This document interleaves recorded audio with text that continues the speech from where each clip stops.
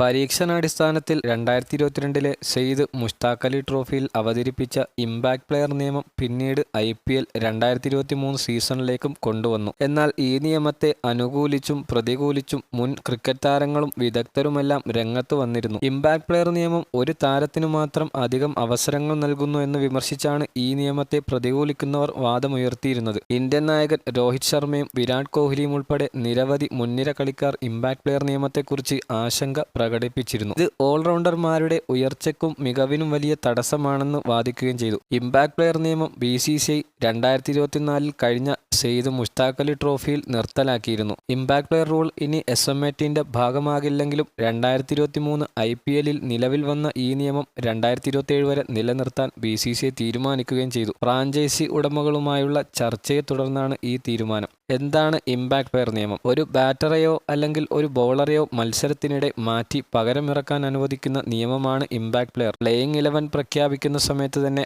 5 substitute താരങ്ങളുടെ പേര് കൂടി അതാത് ടീമിന്റെ നായകന്മാർക്ക് കൊടുക്കാം. ഈ 5 പേരിൽ നിന്നായിരിക്കണം ഇംപാക്ട് പ്ലെയറെ തിരഞ്ഞെടുക്കേണ്ടത്. ടോസിനു ശേഷമോ മത്സരത്തിനിടയിലോ തങ്ങളുടെ ഇംപാക്ട് പ്ലെയറെ പ്രഖ്യാപിക്കാനുള്ള അവസരം അതാത് ടീം നായകന്മാർക്കുണ്ട്. ഇംപാക്ട് പ്ലെയർ ഇന്ത്യൻ താരമായിരിക്കണമെന്ന് നിർബന്ധമില്ല. എന്നാൽ അതിനും പ്രത്യേക ചില നിയമമുണ്ട്. പ്ലേയിങ് 11-ൽ 4 വിദേശ താരങ്ങളുണ്ടെങ്കിൽ ഇംപാക്ട് പ്ലെയറായി വിദേശ താരത്തെ കളിപ്പിക്കാൻ പറ്റില്ല. ഇന്ത്യൻ താരത്തെ തന്നെ തിരഞ്ഞെടുക്കേണ്ടി വരും. അതേസമയം പ്ലേയിങ് 11-ൽ 3-ഓ 3-ൽ താഴെയോ വിദേശ താരങ്ങൾ മാത്രമാണ് ഉള്ളതെങ്കിൽ ഇംപാക്ട് പ്ലെയറായി വിദേശ താരത്തെ തന്നെ തിരഞ്ഞെടുക്കാൻ സാധിക്കും. ഇംപാക്ട് പ്ലെയർ നിയമത്തിന് പല നിബന്ധനകളും BCCI നിശ്ചയിച്ചിട്ടുണ്ട്. അതനുസരിച്ചായിരിക്കണം ഇംപാക്ട് പ്ലെയർ നിയമത്തെ ഉപയോഗിക്കേണ്ടത്. പ്ലേയിങ് 11-ലെ താരത്തിനു പകരം ഇംപാക്ട് പ്ലെയർ ഇറങ്ങിയാൽ പിന്നീട് പ്ലേയിങ് 11-ലെ താരത്തിന് കളിക്കാൻ പറ്റില്ല. ഇംപാക്ട് പ്ലെയർ ബോൾ ചെയ്യുകയാണെങ്കിൽ മുഴുവൻ കോട്ടയായ 4 ഓവറും എറിയാൻ സാധിക്കും.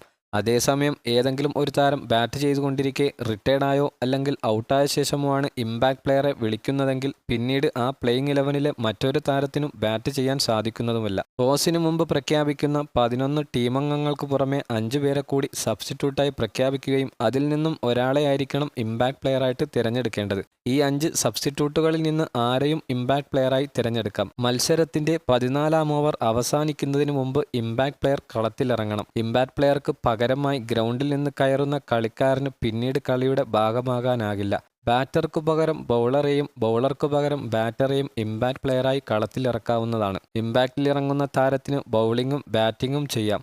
T20-ലെ ഒരു ബൗളർക്കെറിയാവുന്ന പരമാവധി 4 ഓവർ ബൗൾ ചെയ്യാം. ഓവർ കോട്ട പൂർത്തീകരിച്ച ബൗളർക്ക് പകരമെത്തുന്ന ഇംപാക്ട് പ്ലെയർക്ക് 4 ഓവറും പൂർത്തീകരിക്കാവുന്നതാണ്. ഇംപാക്ട് പ്ലെയറിന് കളിക്കിടെ പരിക്കു പറ്റിയാൽ സബ്സ്റ്റിറ്റ്യൂട്ട് കളിക്കാരനെ ഇറക്കാം. എന്നാൽ ബൗൾ ചെയ്യാനോ ക്യാപ്റ്റന്റെ ജോലി എടുക്കാനോ കഴിയില്ല. ഇംപാക്ട് പ്ലെയർക്ക് ക്യാപ്റ്റനാകാൻ സാധിക്കുന്നതല്ല. ടീം ക്യാപ്റ്റനാണ് ഇംപാക്ട് പ്ലെയറെ നിർദ്ദേശിക്കേണ്ടത്. ഫീൽഡ് അമ്പയറെ അറിയിച്ചാണ് പ്ലെയർ ഗ്രൗണ്ടിലേക്ക് എത്തേണ്ടത്. മത്സരം 10 ഓവറിന് താഴെയാണ് നടക്കുന്നതെങ്കിൽ ഇംപാക്ട് പ്ലെയർ നിയമം അനുവദനീയമല്ല.